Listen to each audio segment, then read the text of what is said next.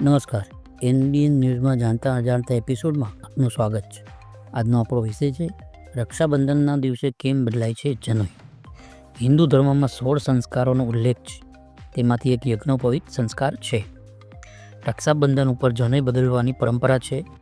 માન્યતા અનુસાર જનોઈ બ્રહ્મા વિષ્ણુ મહેશનું પ્રતીક છે. આનાથી દેવઋણ, પિતૃઋણ, ઋષિઋણથી પણ મુક્તિનું પણ પ્રતીક છે.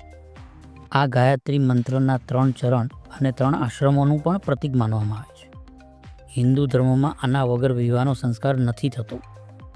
ધર્મગ્રંથોના અનુસાર બધા વ્યક્તિના ખભા ઉપર મુખ્ય રૂપમાં 3 જિમ્મેદારી ધારણ હોય છે: માતા પિતાની જિમ્મેદારી, સમાજની જિમ્મેદારી અને જ્ઞાનની જિમ્મેદારી. યજ્ઞોપવિત એટલે જનોઈ આપણને માતા પિતા, સમાજ, ગુરુ પ્રત્યેની જિમ્મેદારીની યાદ અપાવે છે. એટલે સૂતથી બનેલા જનોઈને 3 વાર લપેટીને ધારણ કરવામાં આવે છે, જે શરીર શુદ્ધિ, મન શુદ્ધિ અને આપણી વાણી શુદ્ધિ સુધી ખેંચી જાય છે. આ જનોઈને શ્રાવણ પૂર્ણિમાના દિવસે શ્રવણ નક્ષત્રમાં સંકલ્પથી સાથે બદલવામાં આવે છે. માન્યતા છે કે વિશેષ પૂજા કરી જનોઈ બદલવાથી વર્ષ દરમિયાન જાણતા અજાણતા થયેલા પાપના પ્રાયશ્ચિત થાય છે.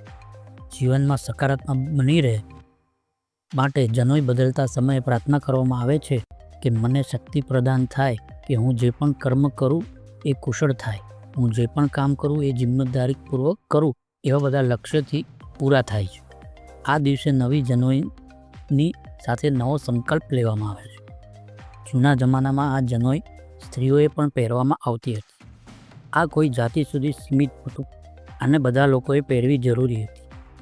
ધર્મગ્રંથો અનુસાર શ્રાવણી પૂર્ણિમા પર નદીના તટ પર પંચગવ્ય એટલે ગાયનું દૂધ, દહીં, છાણ, ગૌમૂત્ર, ઘીથી સ્નાન કરીને એના પછી ઋષિપૂજન, સૂર્યસ્નાન અને યજ્ઞોપવિત પૂજન કર્યા પછી નવું યજ્ઞોપવિત એટલે કે જનોઈ ધારણ કરાવવામાં આવે છે.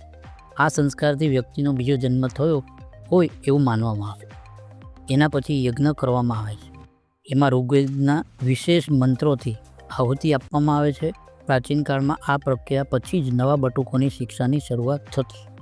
આજે પણ ગુરુકુળોમાં આ પરંપરાનું પાલન થાય છે. ધન્યવાદ. આવા જ નવા એપિસોડ સાથે ફરી આપ સમક્ષ હાજર થઈશું. નમસ્કાર. હર હર મહાદેવ.